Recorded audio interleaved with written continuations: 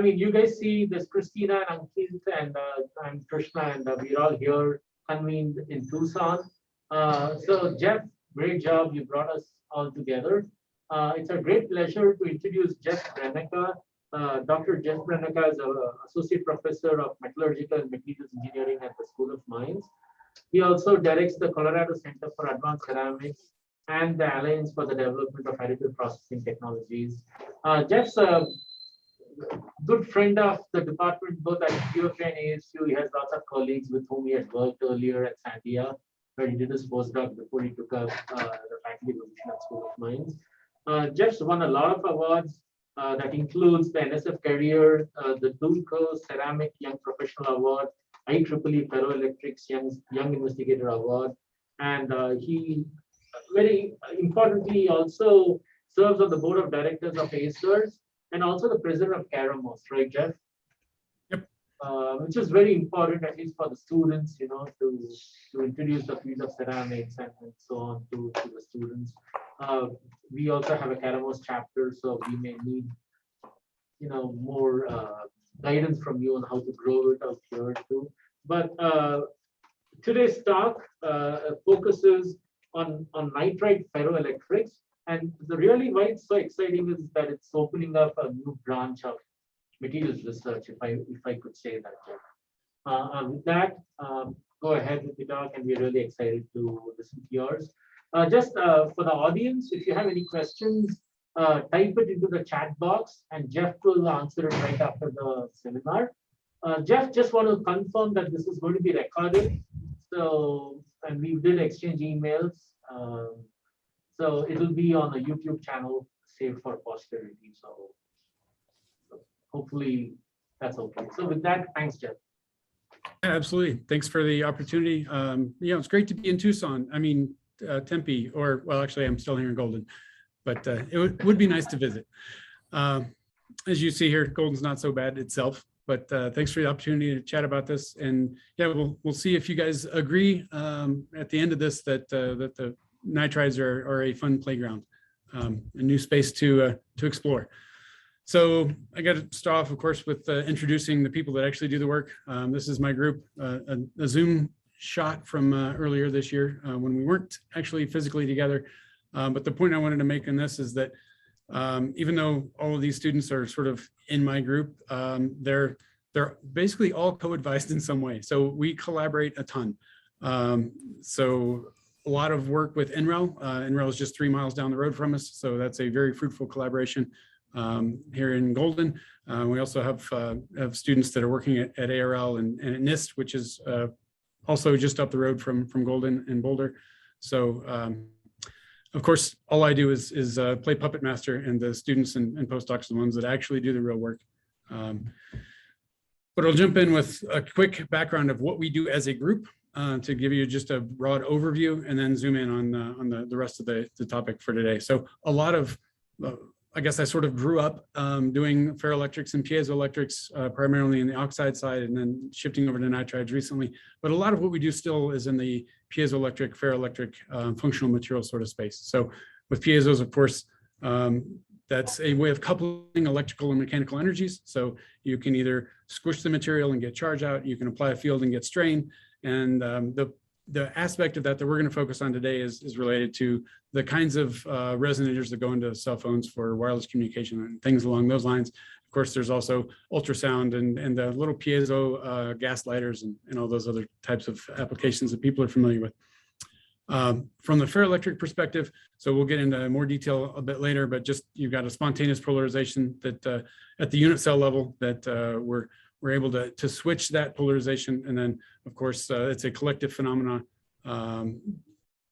based upon regions of unit cells of the same polarization. So these form these domains, and then boundaries between those are domain walls. And we'll get into a bit more why that matters in terms of the function that we're after. But of course, piezoelectrics and ferroelectrics lead to all sorts of fun applications. I put up here just some examples, the Murata example of multi-layer ceramic capacitors that are based around ferroelectrics. They're not actually switching in these, but you can't see the capacitors themselves anyway at the tiny little corner there. some Ramtron ferroelectric RAM that is sort of the early inspiration of where we're going with some of the ferroelectric materials that I'll be discussing in a bit. And I just love the picture from Roger's paper, taking advantage of pyroelectric imaging. So Christian mentioned it earlier that one of my roles is as co-directing the ADAPT Center, which is focused on additive manufacturing here at Mines. And so I have to point out that a chunk of my group also works in that space. So I have avoided metallurgy my entire life until I ended up at Mines in a metallurgy department. And here I am working on additive metals along with additive ceramics. So we've got quite a suite of commercial tools and then some home built ones as well. It's amazing what you can get out of motivated senior design projects that you can then apply towards some research tools moving forward. But we do quite a bit of additive processing as well. And then along the way, we use a variety of different tools. So some of my group works in DFT. A lot of my group works in experiment, either growing thin films via sputtering or sol gel or traditional ceramic processing from powders. And then we collaborate on a heck of a lot of other areas to get the answers that we want. One that is most relevant is this combinatorial approach that we use for some of our thin film growth that's based upon some collaborations with NREL. So essentially, NREL, this particular group at NREL spent much of the last 15 years or so building up these capabilities for high throughput synthesis and measurement. And so you can intentionally grow a compositionally graded film. So instead of spinning the substrate and getting one high quality film, you get an entire phase diagram of mediocre quality film that is useful for screening. And so we take advantage of this as a first step, not the final step, but the first step for investigating. In this case, we're going to be looking at materials for piezoelectric MEMS. Also have some efforts in entropy stabilized oxides and looking at new materials, primarily nitrides, but a variety of other chemistries for photovoltaics, which is, of course, NREL's bread and butter. And being able to grow films with this combinatorial approach is a great place to start, but you're still going to have the bottleneck of needing to measure and deal with all of the data unless you also have high throughput capabilities elsewhere. And so that's what we're really taking advantage of is high throughput measurement capabilities that have been built up at NREL and at Mines, where we have within each of these, for example, on a 2-inch by 2-inch substrate, we have 44 discrete points where we've got about a dozen different characterization and measurement tools that are, as we say, combified, so that we've standardized to look at a matrix of points across these and can very quickly set up a measurement, walk away, and come back and have a huge amount of data. And then this CombiGore, we use Igor Pro for most of our data management, and we've written a ton of add-ons for that we've collectively referred to as CombiGore, and that's available on GitHub for anyone who also likes playing in Igor. All right, and so finally, the last piece of who cares about this, and those that have either collaborated or funded the work that's represented here. We work a lot with industry. We work a lot with other universities, and of course, we have to thank the funders. So the majority of the work that I'll be talking about today was supported by an NSF DIMREF a while back, an ongoing DARPA project, and then the students are either on NSF GRFP or Course Tech fellowships or funded by those projects I just mentioned. All right, and then the fun part. So we live in Colorado, we have to take advantage of that. So in addition to taking advantage of the mountains, we've also built up a glass shop in recent years that I just wanted to show off as a fun thing that gives the students an excuse to play down the lab. I know Arizona at least has one as well. All right, so into the actual technical meat of this thing.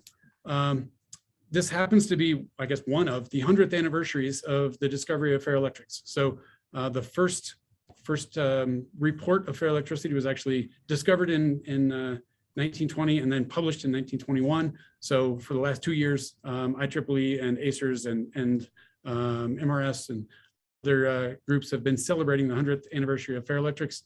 The reason that I care about it is that it's a fun way to take the fundamental weirdness. All right, fun way to take advantage of the fundamental fun properties, weird properties that you can get at the unit cell level and apply that to unique sorts of applications, whatever that may be. So just a quick reminder that this is going to be important later on, and that from a crystallography perspective, you can tell whether something is going to be piezoelectric. You can narrow down and say, all right, it's absolutely pyroelectric, but ferroelectrics are going to be an experimental subset of that pyroelectric class. And so we will come back to that later on. From an application perspective, we're going to focus on ferroelectric thin films because we're growing these nitride films.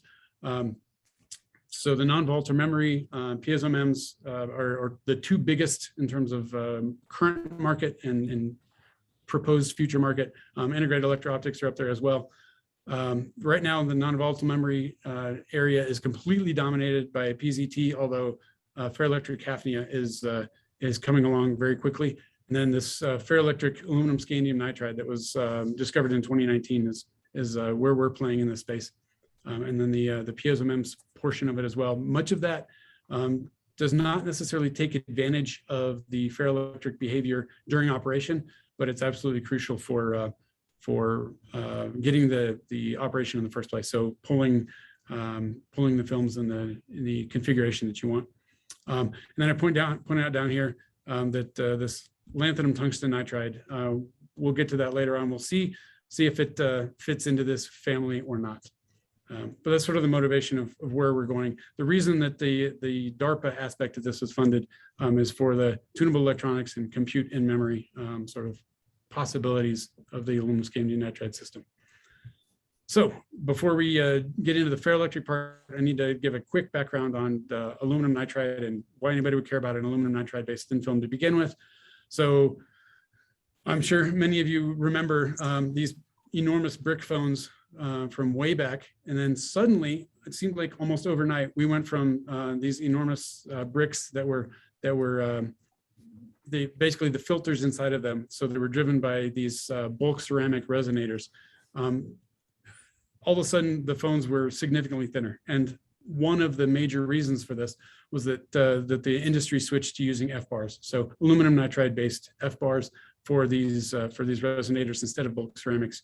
And they've continued to improve since then. So obviously this is from quite a while back, but as we're transitioning from 4G to 5G, the bandwidth and throughput and energy consumption of the filters just continues to grow. So the hundreds of filters in each handset, and so we need more and more stringent performance out of the materials. And I like this as an example because the figures of merit, regardless of which ones you pick or exactly which aspect you're looking at, in every case we can directly point to, here are the intrinsic material properties that we need to improve to improve this portion. So for example, if we need to improve the bandwidth, then the coupling coefficient is the primary aspect that we can focus on. If we're going after the energy dissipation, then this quality factor is the most part. So we need to increase stiffness and remove electromechanical dissipation, these kinds of things. This is the reason that I got into this space. So as Christian mentioned earlier, I was at Sandia before coming to Mines, and was working with a group there where we were just jumping into growing some scandium modified aluminum nitride piezoelectric films for resonators. And this is based upon at the early 2010 sort of area. People had noticed that when you add scandium to aluminum nitride, the performance of these films just goes through the roof. And so there were some early modeling papers that discussed what was happening, and Akiyama was the one that discovered this experimentally first. What I want to really point out here is that what's happening within these tetrahedra of the wurtzite structure, as we start to replace some of these aluminum cations with scandium. So scandium nitride itself is stable in a rock salt structure. When you add scandium to the aluminum nitride wurtzite structure, it's essentially softening the elastic modulus. It's sort of squishing that tetrahedra down, and we'll get into that a little bit more, what it means. But this is what ends up leading to the piezoelectric performance. And so if we look at the polymorph options that exist for this material, aluminum nitride is obviously stable as a quartzite. Scandium nitride is stable in the rock salt structure, but we, from a computational perspective, went through and looked at zinc blende and hexagonal as well. And so if we're looking at sort of the geometries of these tetrahedra and looking at how essentially stretched out those tetrahedra are, how squished down, as we increase the scandium content, we're basically flattening it more and more to the point where these super high scandium contents, you end up with a what's essentially a hexagonal boron nitride, completely flat structure, so that the cation is fivefold coordinated. So it's sitting directly in the same plane as the anions in that quartzite structure. So from an energy perspective, though, you're never going to get there. So it's really easy to throw these into DOT simulations and say, all right, what would it be if I twisted these around and created the structure in this manner? But from an energy perspective, if you look at the phase diagram here, essentially, aluminum nitride is super stable as a quartzite. Scandium nitride, very stable as a rock salt, and the configurational entropy in between is just not enough to combat the mixing enthalpies that are present. So you end up with a situation where if you want these things to actually be together in some version of a homogeneous, I guess, semi-solid solution, a metastable version of it, you need crazy high temperatures because it's just not going to be stable anyway. Fortunately, we're depositing these from a sputter deposition, so we're depositing from plasma, which means that accessing extremely high effective energies is still capable of depositing chemically homogeneous thin films in this space. But I want to point out a couple of pieces on here that if we look at the lowest energy polymorph, it's always, even though there's a driving force for phase separation, the quartzite polymorph is the lowest energy, up to a little over 60% scandium. And then the rock salt becomes the highest or the lowest energy state. There's also a point here about 80% scandium where the quartzite structure and the hexagonal structure become completely degenerate. So that is essentially saying that by adding scandium, we've pushed the cation planes right into the same plane as the anions, and basically everything looks like it's hexagonal. Hexagonal and quartzite are essentially the same thing at that point. And so the fact that those happen at two different points translates into, from a property perspective, that translates into we actually decouple the two different contributions to the piezoelectric response. So you can think about the piezoelectric response. So electricity is we're applying a field and getting a strain, we're applying a stress and getting a charge. We're actually decoupling those in the system because as the stiffness decreases and then turns around and increases, the lowest stiffness aspect of that is happening at the quartzite to rock salt crossover. Whereas the intrinsic, when we apply a field to this, we're going to get some amount of stretching in the lattice is actually more associated with that hexagonal quartzite degeneracy.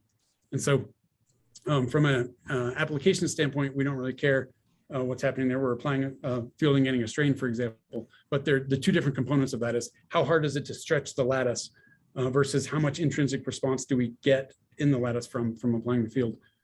Having the fact that we can see that these are separated gives us an indication of where we can go to engineer these systems for the different figures of merit. So that's all well and good, but can we actually make the films? You'll notice if we go back to the phase diagram that as we increase the amount of scandium in the system, things get less and less stable, and we need higher and higher effective temperatures. And so this slide is meant to point out the bad news is that when we crank up the scandium anywhere close to where the computation says that this would be the optimal properties, then things just start to phase separate. So when we look in TEM, we can see there's chemical segregation.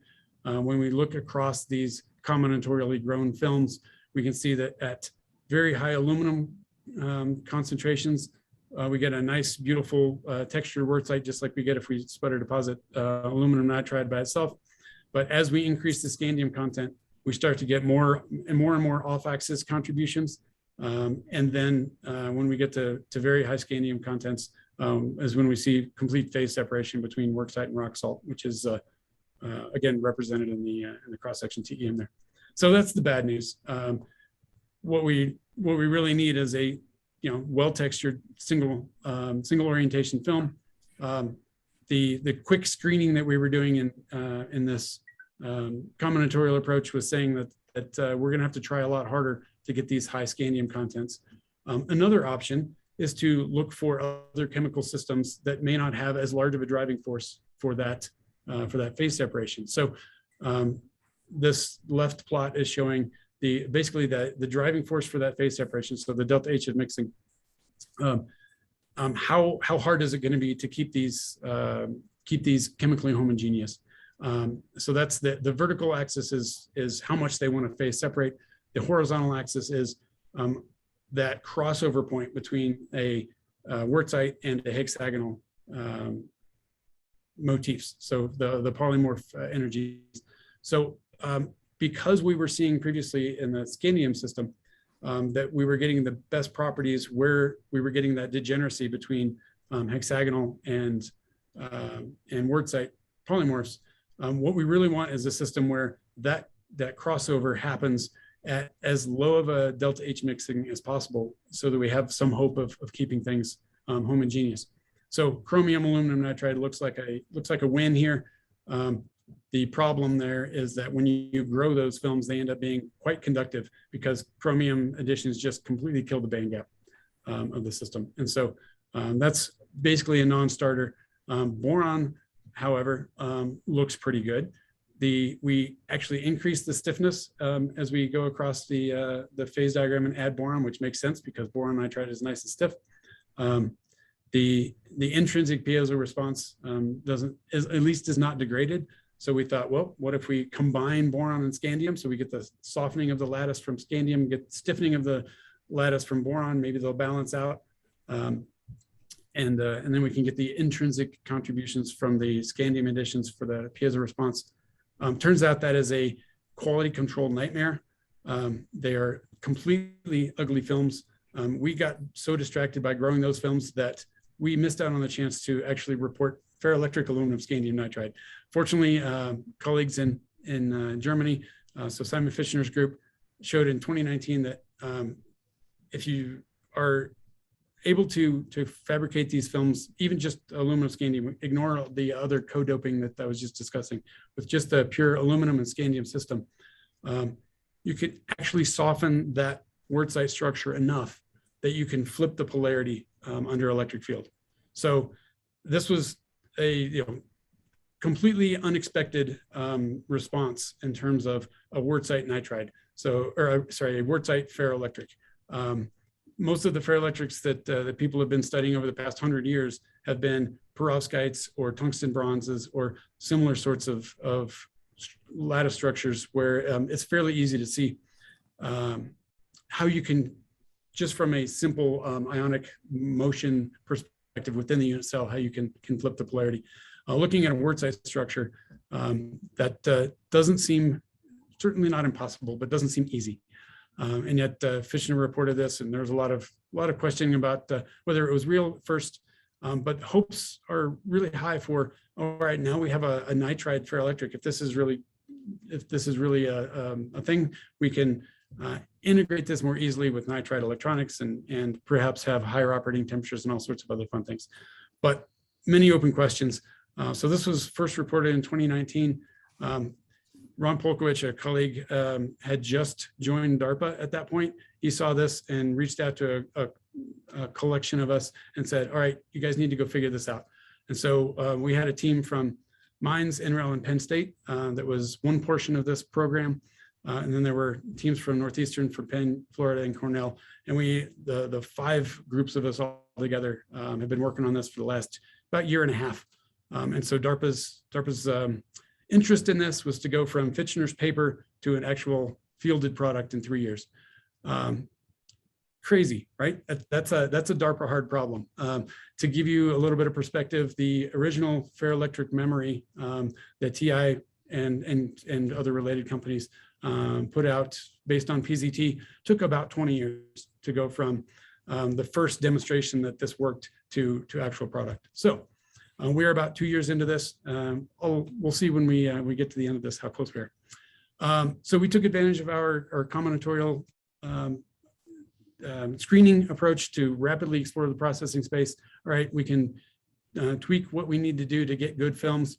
And I mentioned previously that this combi approach is great for screening, that it's not always going to give you high quality microstructures, because you can't optimize the microstructure at every one of these points along the way. But once you figure out where the best deposition parameters are, in this case, on a single film, we were actually able to get good ferroelectric response across a huge composition space on a single film. So just want to point out that while I mentioned combi as being not optimal and only good for screening and all that, it is possible to get good films, good electrical properties, good structural properties across the entire setup. So that's showing you some of the switching behavior. I want to show you some bad news along the way as well, and then we'll come back to the good news. So I'll put in a couple of learning experiences here for any students that are out there fighting with quality control, reproducibility, those kinds of things. So we're growing these films. In this case, we're looking at 40% scandium. So if you remember way back to the when we were looking at the X-ray diffraction, when we initially did the screening on these, we were starting to get phase separation well below 40% scandium. But Fitchner has shown that he could get good films at 40 and 43%. So we had a 40% scandium, 60% aluminum target that we're depositing these from. 30% works great, no problems at all. 40%, we're seeing this situation where no matter what we do, keep all of the knobs on the deposition chamber exactly the same, we get roughly a 50% chance of getting a good film. So we could tell in the X-ray diffraction plots which of these films were going to be good. And so we ended with both either super leaky films or not too bad. And we could tell by looking at the X-ray how this was, but what was actually happening in the sputter chamber that was leading to this instability. One of our students was monitoring this with optical emission spectroscopy. And basically what it boils down to is that when we had gone through and optimized the deposition parameters, we were sitting right at the hairy edge of stability between the target operating in either a metallic mode or a poison mode. And so when it was metallic, we were getting rock salt formation because things were wanting to phase separate. And when it was poison, we were getting the wurtzite that we wanted. And all it took was a couple of little glitches during the deposition process to get just a tiny amount of rock salt, and it would totally screw up the properties. And so we were able to actually monitor this in situ with optical emission spectroscopy. And so that doesn't help us make better films, but it helps us recognize when it's bad.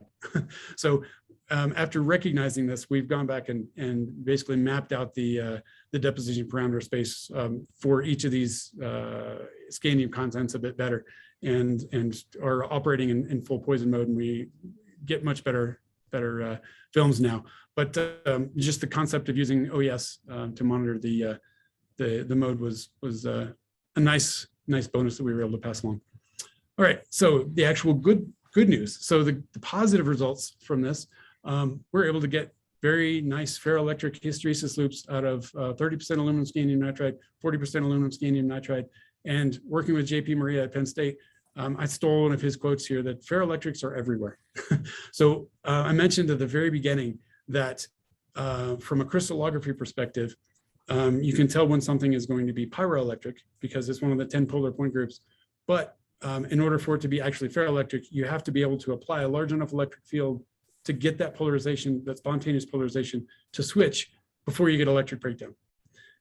And so it's just a matter of making the breakdown field high enough that we can actually get switching. So nobody thought previously that wurtzite structures were going to be able to switch, but if you can grow good films and apply a large enough electric field, sure enough, you can get wurtzites to switch polarization directions. So JP's group has been focusing on aluminum boron nitride. We've been focusing on growing aluminum scandium nitride, even undoped aluminum nitride.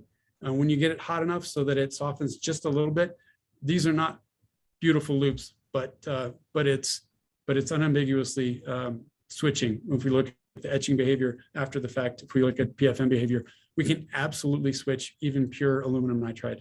And then JP's group recently published this work on zinc oxide, magnesium oxide as well. So another wurtzite-based system where we're taking the same sort of approach as with the aluminum scandium nitride and using the scandium to soften the lattice. So JP's group has been using magnesium oxide that wants to be in the rock salt structure, mixing them with zinc oxide, and they can get good ferroelectric hysteresis loops out of that as well.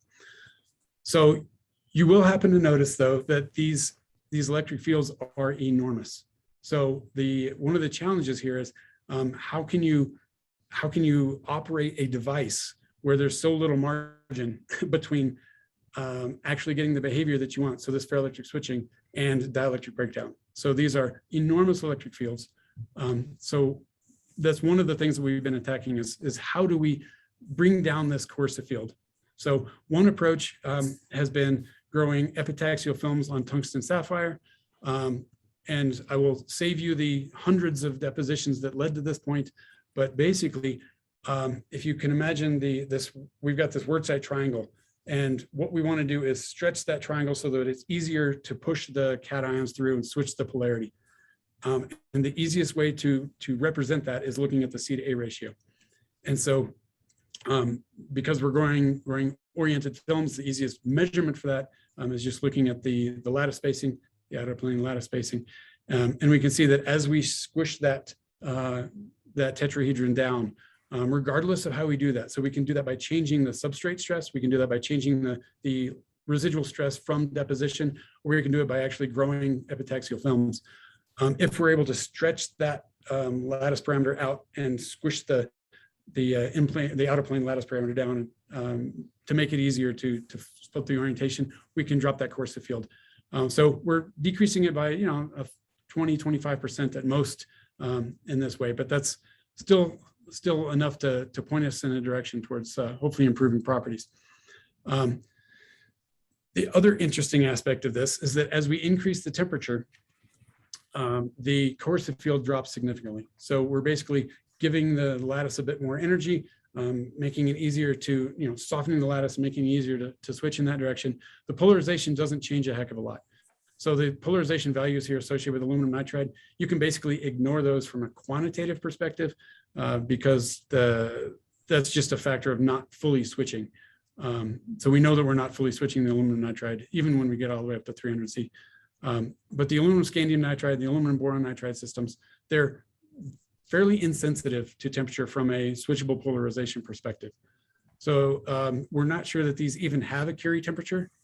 We're anticipating that they just completely decompose before they go to some sort of a centrosymmetric prototype. Aluminum nitride certainly does. But yeah, the spontaneous polarization value doesn't change a heck of a lot with temperature, but the coercive field does come down significantly. And so that helps give us a little bit more margin. The breakdown field decreases with increased temperature, but at a much, much slower rate than the coercive field. And so that also makes us wonder what's actually happening in terms of the domain walls within these materials. So how do we look at the domain wall density within this weird wurtzite structure? We don't have the nice domain structure that we would see in barium titanate or PZT or something like that. We don't have a ferroelastic contribution. So one thing that we have noticed is that particularly for what we would consider the higher quality films, so less leaky films, require some amount of wake up. So basically the first time that the film sees high voltage, it doesn't switch much. The second time a little bit more, the 10th time a little bit more, and eventually we get this nice saturated loop. And so we think what we're doing is actually introducing domain walls. And then each time that we're switching a little bit of the film, it's easier to go back the next time and switch more of that. So the easiest way to measure that is to use Rayleigh analysis. And we can go into Rayleigh analysis in more depth if you're interested. If you want to just look up the references, Susan Troy McKinstry at Penn State, who is our collaborator on this, and Dragan Damjanovic have published a lot of great work on how this Rayleigh analysis works.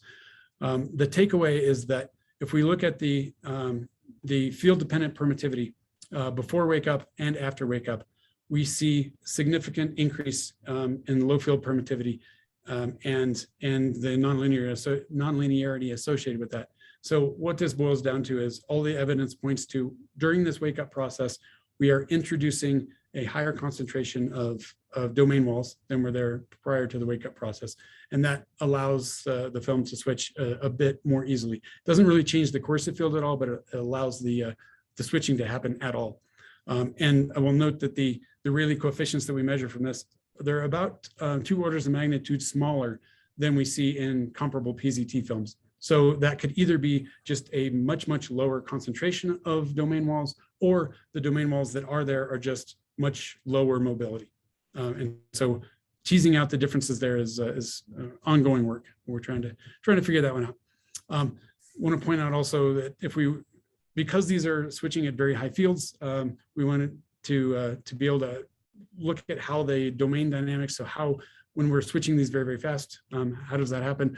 We had a postdoc that created his own custom high power pulsar because the commercial electronics that we had just weren't up to the task. So we're using within the ferroelectrics world is known as a PUND measurement. So if you just apply an electric field and measure the current and you get a hysteresis loop, it's really easy to get a bloated loop that is full of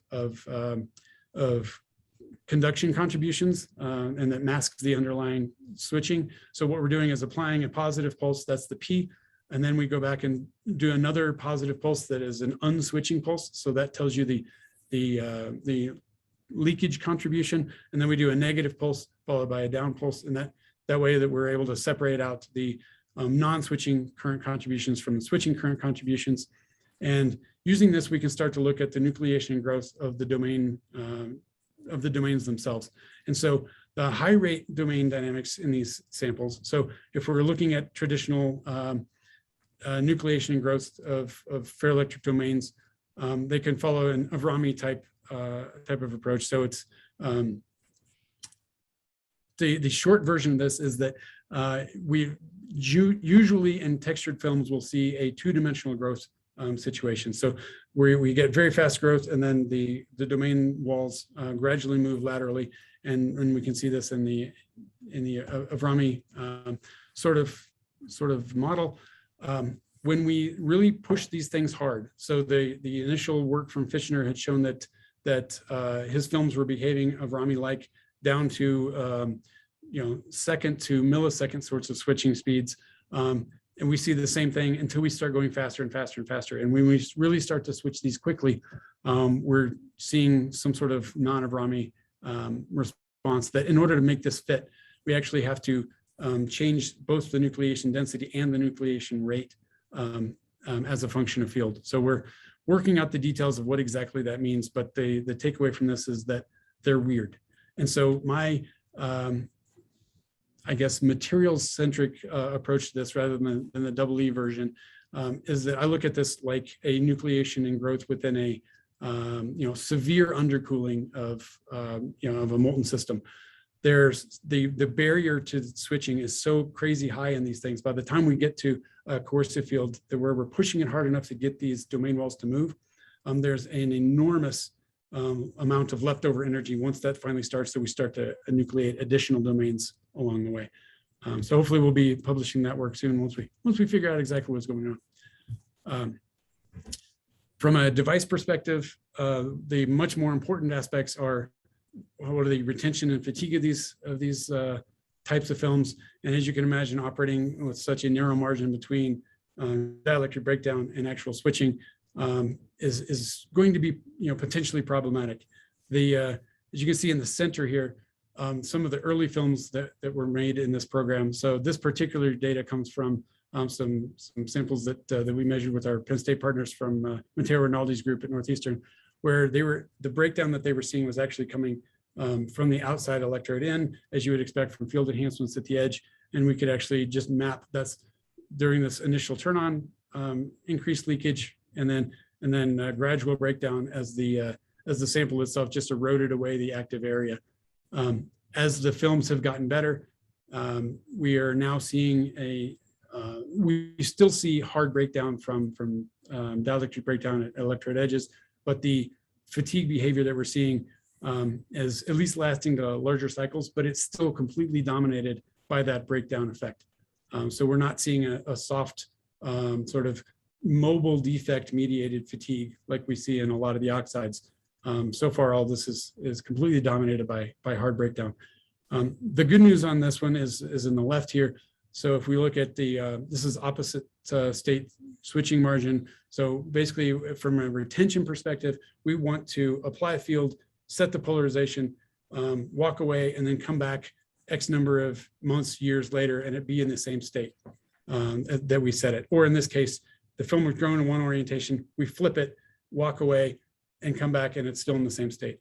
So if we do that at room temperature, if we leave it at 100 degrees C, we see very small amounts. Welcome to Connect. Today, we're going to give you a quick tour of a proctored assignment. That is. Thanks to whomever muted that. So at 100 degrees C, we see a very, very small but essentially negligible decrease in that the polarization after baking for 1,000 hours or 500 hours. 200 degrees C, we start to see a significant decrease.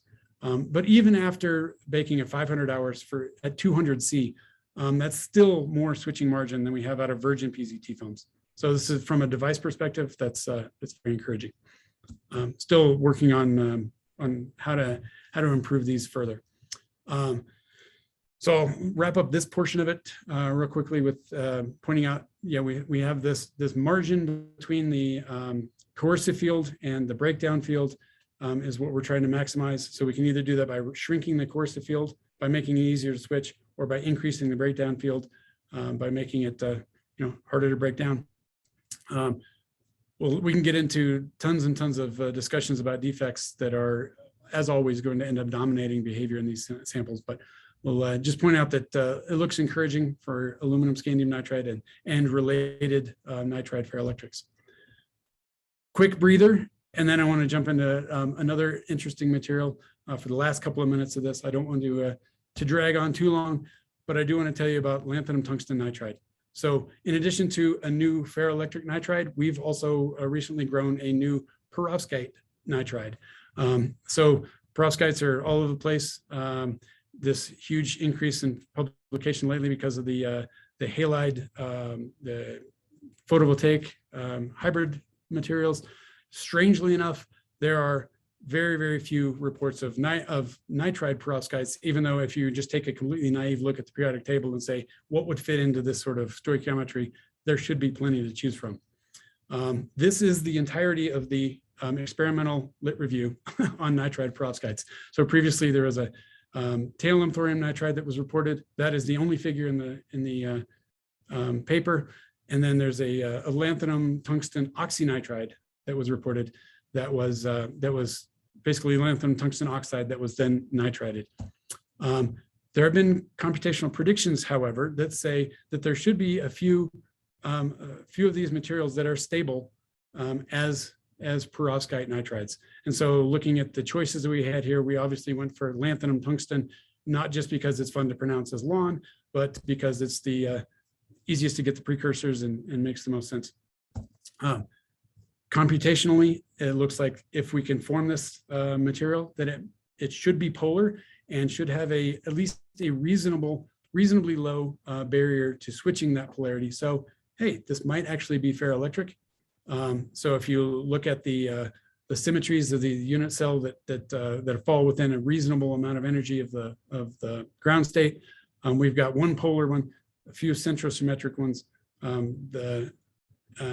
and we will see what we end up with. So we started growing these films. We're growing lanthanum tungsten nitride on top of silicon, and knowing that lanthanum likes oxygen more than just about any other element, we capped it with aluminum nitride to try and protect it from oxidizing. Growing these at 400 C like we tend to do in these samples.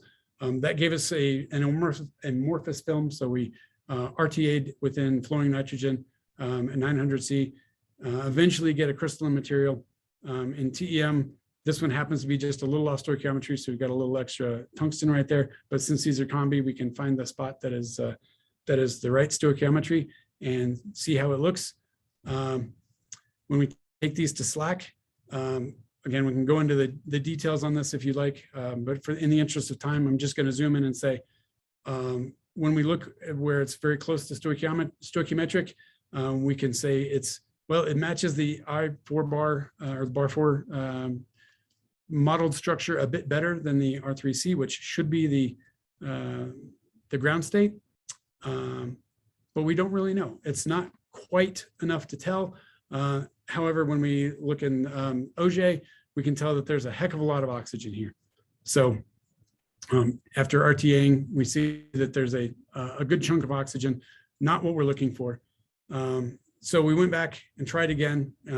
Basically, the student did a better job of avoiding oxidation of the lanthanum target, and we're able to grow these films with no measurable oxygen. So from an OES perspective, or from an Auger perspective, that means with good calibration and everything, in this case, oxygen happens to be the most sensitive in this system. So we're confident that there is less than 1% oxygen here because it's not able to be measured. So it's at least below 1%. That was with an aluminum nitride capping layer. Once we were able to grow this material without oxygen, we decided to try and crystallize it in situ. So we cranked up the substrate temperature, and we're able to make these lanthanum tungsten nitride films that even after sitting around in air, so if it's amorphous, you take it out of the chamber and it oxidizes within seconds and crumbles off the substrate. If you crystallize it in situ during growth, then this one has been exposed to air for 3 days, and we still see oxygen right at the surface, and maybe a hint at most below that. So it's nice and stable against oxidation if it's crystallized when being grown. Question remains, what is the crystal structure? So we look at it at SLAC again. Well, it might be this centrosymmetric structure, which matches what we saw in the oxynitride. It might be the R3C, which computationally should be the ground state. I'm not confident saying anything, one way or the other for those. So let's look at the one that was, we take it to a different beamline. So this is one without the aluminum nitride. Again, we end up with refinements that it's really impossible to tell from this definitively one way or the other. And the TEM, the good news is we don't see any massive chemical segregation. We don't see anything weird, but we still can't resolve the point group from selected area diffraction. So to recap that, DFT says that the lawn should be stable as a perovskite in the polar point group. There are other point groups that are very nearby, space groups, a couple of modifications on that, that are centrosymmetric and would therefore be boring, but we can't tell from diffraction. However, we've fabricated these films with almost no oxygen, at least nothing that we can measure. It's definitely a perovskite. We just don't know yet whether it's polar. We have some films with an aluminum nitride capping layer that get in the way of being able to make any property measurements. But because we've been able to grow these slightly textured films, when we grow them hot and they crystallize in situ, we don't need the aluminum nitride capping layer. So now we can just measure the properties. And if it's piezoelectric, it has to be the polar point group version, because that's the only non-centrosymmetric option that DFT says should be anywhere near stability. So measure a ton of properties, find the space where it's highly resistive and close to stoichiometric, and we can measure on a single grain the piezoelectric response. And this thing is definitely piezoelectric, so we get roughly twice the piezo response out of the lawn as we do out of aluminum scandium nitride. We're getting close to PZT, at least single crystal PZT numbers, not domain contributed as well. So it is absolutely piezoelectric. Is it ferroelectric? Well, we set up a polling experiment to see. It's pretty leaky. We definitely see a phase shift that suggests that maybe it's ferroelectric, but we're still waiting for that definitive proof that says, yes, we're absolutely switching the polarization here. So we grew lawn, kept oxygen away from it. It is absolutely a perovskite. It is absolutely very highly piezoelectric. It looks like it's ferroelectric, but we can't tell for sure. And so now we have described a couple of avenues down this open space of new fun nitride functional properties. So now we can start to take some of all the fun things that we can do in the oxide, ferroelectric and piezoelectric world and start to integrate those with all of the amazing GaN and similar sort of nitride electronic devices. And we'll see where things go from here. So with that, happy to take any questions. Hopefully left plenty of time for discussion. Awesome, Geoff. Thanks a lot. Hopefully you can see us. And Bruno's here too. Bruno's a co-organizer. He's at ASU too. I see him waving. Thanks. Yeah. So I know that was a fire hose. I apologize for the lack of detail everywhere, but I would love to follow up with right now or later if people want more details. No, this was great. I mean, this really opens up a lot of questions, I think, and a lot of ideas for us that we might steal from you. So, but I think we have some questions already being posted. The first question is from Priyadarshini. Priyadarshini, if you want to unmute yourself and ask Dr. Brennecka your question. Yeah, I'm just asking, is it possible to do that mapping from real space to reciprocal space? I'm somewhat. So yeah, it is possible within TEM. It's not easy, but it is very doable. I guess directly related to this question, for the lawn, if we were trying to use TEM mapping to determine the point group, whether it's centrosymmetric or not, whether it's is it the R3C or the R3M? It is technically possible to do in seabed, but it's really not easy. And so we figured that just measuring the properties was a heck of a lot easier. For aluminum nitride, we have not yet been able to unambiguously identify domain walls when looking at the microstructures of these. So within, for example, PZT, within the last 10 or 15 years, the microscopy community has gotten good enough to actually see ferroelastic domain walls within PZT and barium titanate and BFO and similar materials. Because there's no ferroelastic aspect to this, it's just a polarization up or down. 180-degree domain wall is going to be very, very difficult to see in microscopy. But we're working on it. So Eric Stack at UPenn is one of the team members on the DARPA program. He's working in that space. Megan Holtz here at Mines is doing similar work. So I know that's a convoluted answer to your question, but trying to bring it back to the specific materials here. That's where we are on the microscopy side. Oh, thank you. Any other questions, comments? Seth? Yes, I do have one question, Geoff, if you don't mind.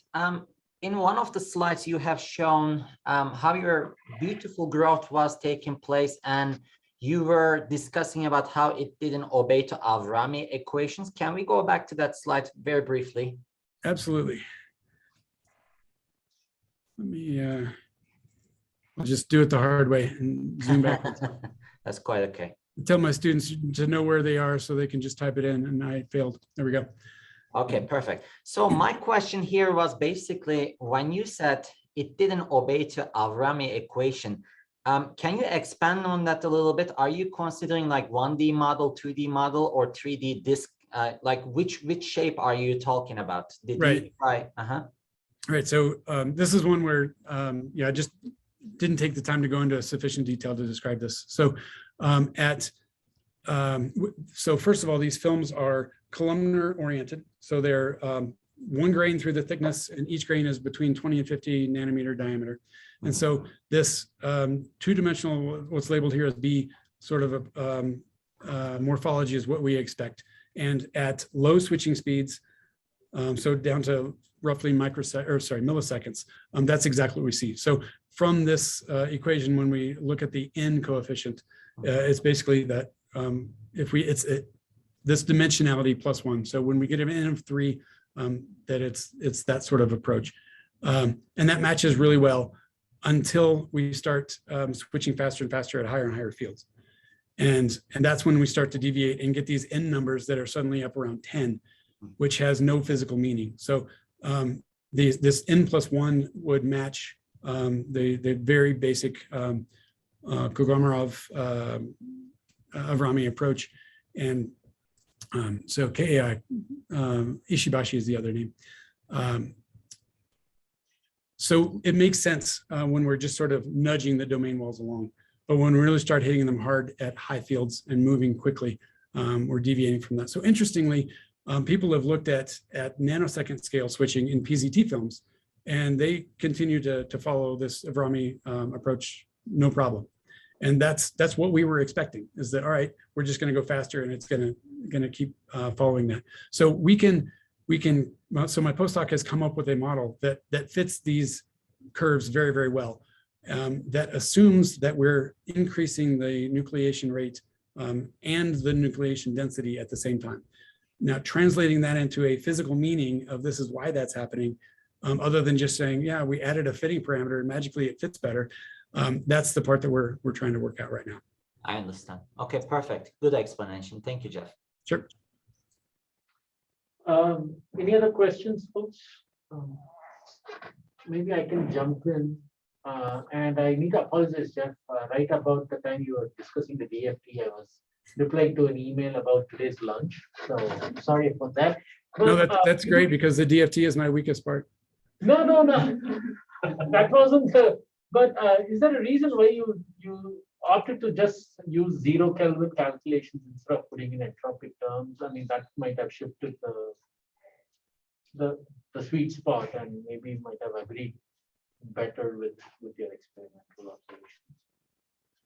Sorry, so I missed the second half of that. I heard the something about 0 Kelvin, and then I heard sweet spot. Yeah, no, I thought you just did the 0 Kelvin calculations and did not include entropic or vibrational or free energy terms in there. Would that have helped you better zero in, or it really didn't matter? Well, depends on what you mean by would it matter. Yes, because we were just looking at 0 Kelvin and then adding in sort of configurational entropy as the only contribution, and then artificially throwing temperature at it for these sort of stability maps.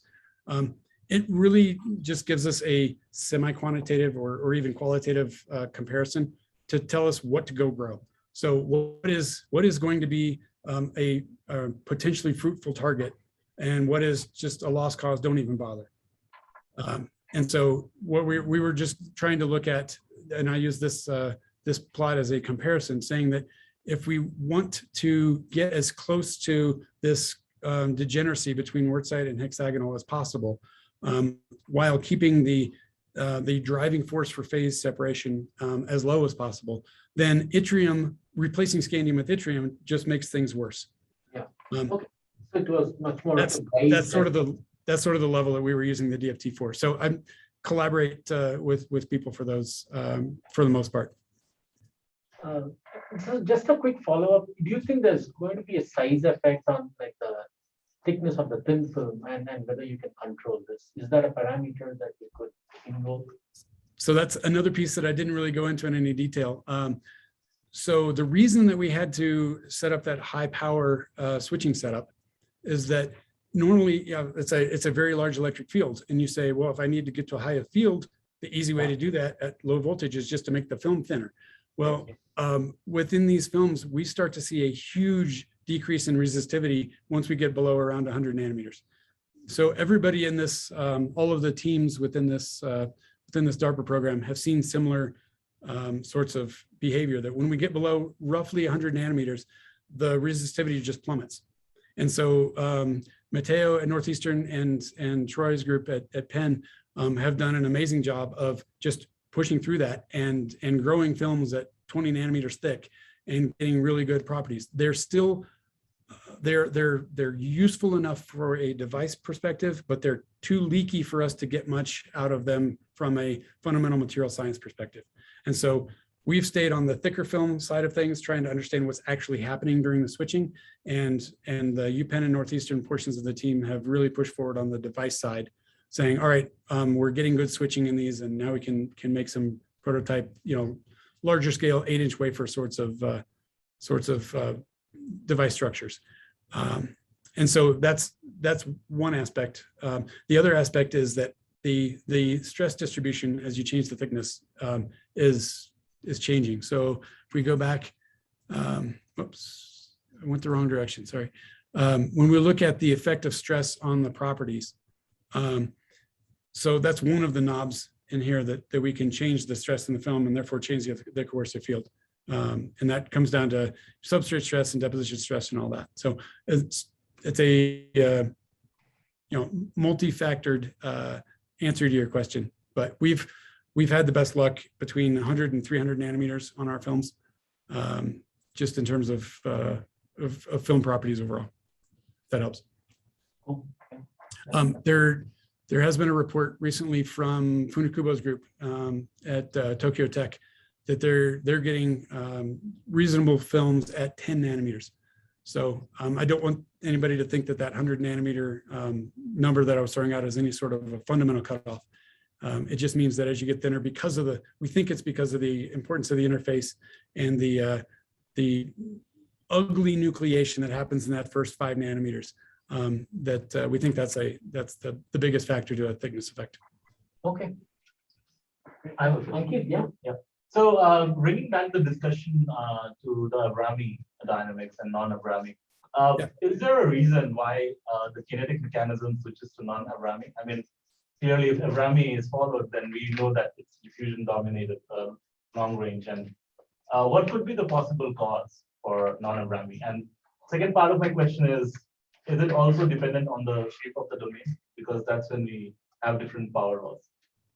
That is a great question. And that's one thing that we're trying to investigate right now. And my guess is that once we have a better understanding of what the physical dimensionality is of the domains themselves and how the population is changing with time, then everything will match with the Avrami equation all over again. But I think the deviation is not that there's new physics. It's telling us that we're not capturing the material science well enough right now. And that's why I think what's happening is that because there's such a huge driving force, that once we start the domains moving, then there's so much leftover energy to increase the number of domains as we're switching.